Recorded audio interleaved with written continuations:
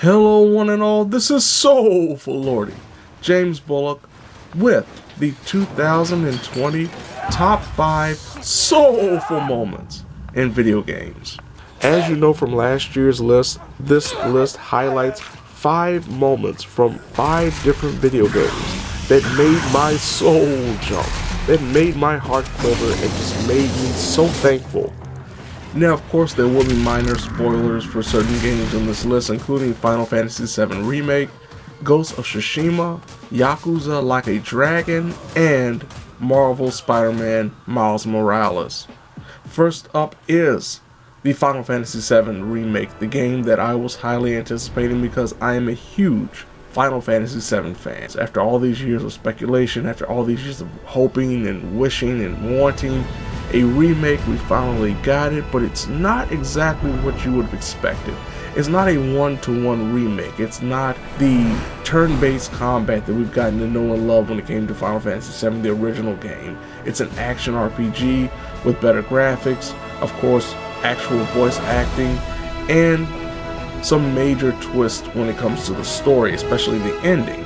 Now, one of the big things about Final Fantasy VII Remake is the fact the majority of the game focuses on the city of Midgar, which is really just the first quarter or so of the actual original Final Fantasy VII. There are some memorable moments in the Midgar section, and one of those moments happens when you have to do a little infiltration, when you have to do a little espionage, when you have to do some undercover and disguise work. In Final Fantasy VII, the original game, you did that by cross-dressing, having Cloud, Tifa, and Aerith dress up in the fanciest or potentially worst outfits possible. With Cloud being a male, I was intrigued to see how they would handle it, if they would even have it in the game. I was thoroughly surprised to see how much they embraced the idea of non-gender norms, how they embraced the idea of just being yourself, and more importantly, how they embraced the idea of Cloud breaking loose, having fun, in this, to a certain extent, absurd moment where he is trying to be deadly serious and of course is dragged in very much into the grandiose nature of cross-dressing and performances and all that kind of stuff. And to top it off is the comment that Cloud makes a little bit later on in the story where they bring up the fact how good he looked.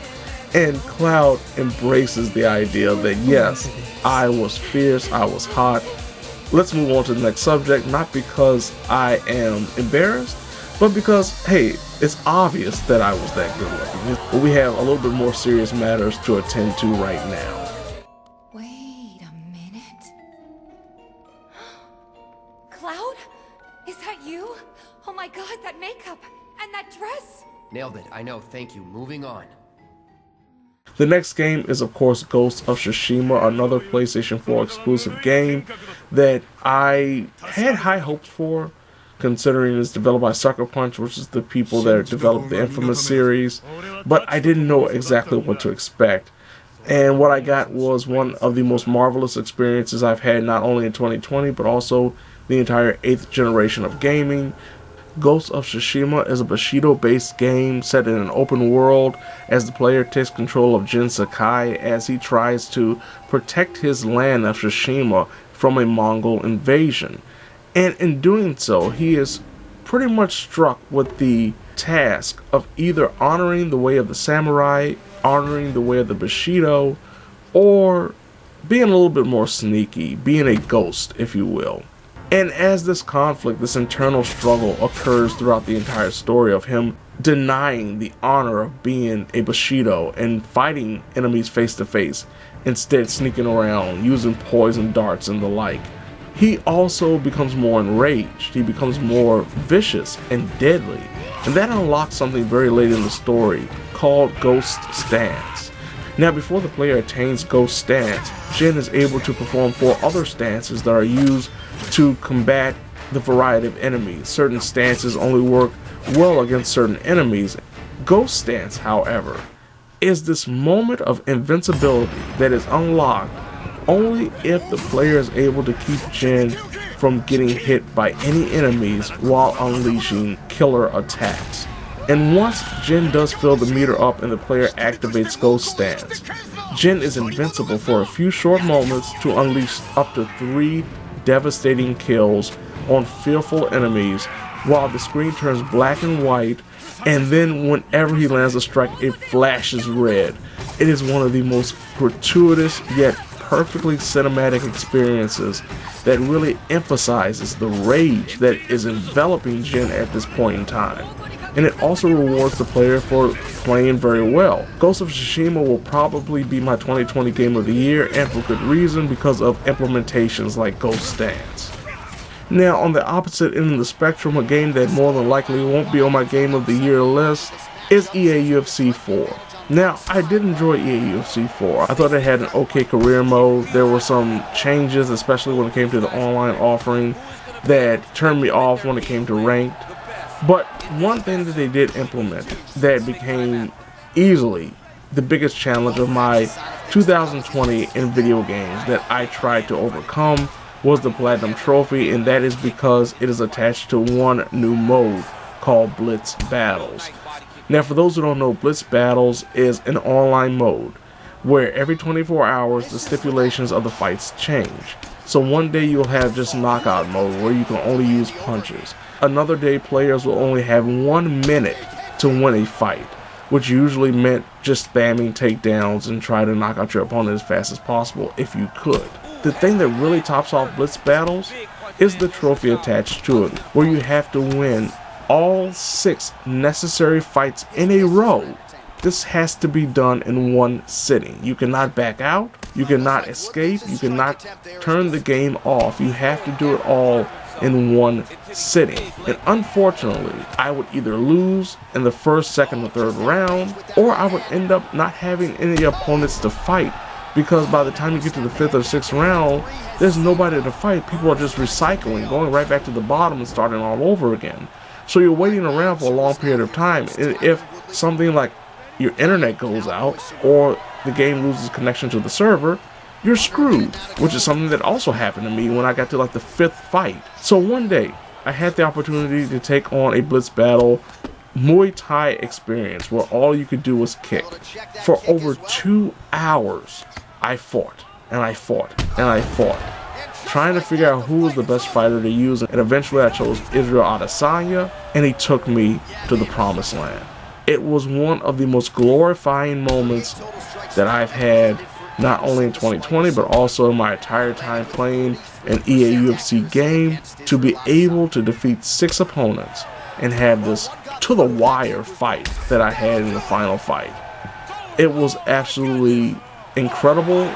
It was everything that really is great about online multiplayer, but it's something I would never want to go through again because it just took so much energy, so much time, and so much patience to overcome. But once I did overcome it, I was thoroughly happy, and it's one of the greatest moments I've had thus far as a UFC player. Right behind Ghost of Tsushima is a game that I was looking forward to when it came to release in 2020 that definitely lived up to the hype, and that is Yakuza Like a Dragon. Now, the big difference between Yakuza Like a Dragon and the other Yakuza games is the fact that not only do we have a new protagonist, not only do we have new settings, but we also have a new gameplay style, a new battle system. This is not a side-scroller or 3D beat-em-up, but a traditional turn-based RPG. And one of the best moments that comes with the revelation of this being an RPG is the fact that Ichiban Kasuga, the main character in this iteration, expresses his love for RPGs, and specifically the Dragon Quest, Dragon Warriors games. He sees the world and its enemies a lot differently than most, including former protagonist Kazuma Kiryu. And as the game progresses, so does Kasuga's imagination, to the point that we had this epic moment where he has to fight a fire-breathing dragon. There is this grand moment where you see the knight that is Kasuga fight on as his friends are slain by the fire-breathing dragon. I will not spoil what the dragon represents, but I will say that after the battle is won, Kasuga gives me one of the nerdiest moments that I've had all year, that he sings the Final Fantasy Battle Victory theme song. Oh man, absolutely fantastic implementation, and just a greater reason as to why this game is a perfect RPG in that regard. I can never see myself playing another Yakuza game with Ichiban as the main character and not being an RPG. Like, it just worked so well.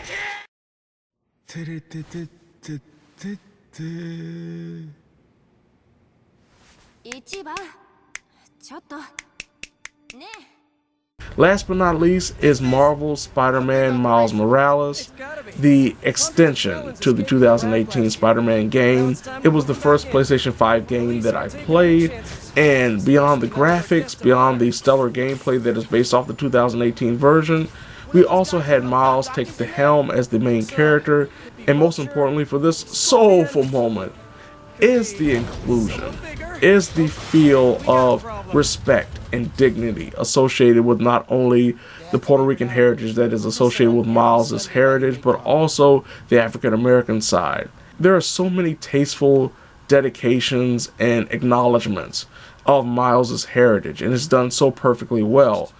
But the thing that stood out most to me is the dedications to those who have fallen, be it Stan Lee, honorable moment that's connected to a trophy, and of course the Black Lives Matter movement.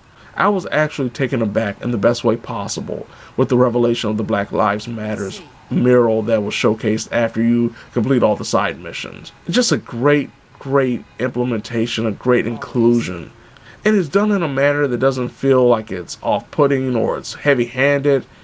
It's natural, and that's what I've always enjoyed about not only video games but also any entertainment medium. And I showed it to anyone who would give me the time because I thought it was great. I thought it was fantastic, and I'm glad that they did it. So there you have it. This has been Soulful Lordy, James Bullock, with the 2020 top 5 soulful moments in video games. Now that 2020 has come to an end, I have to make sure that 2021 comes in right with a Oh Lordy.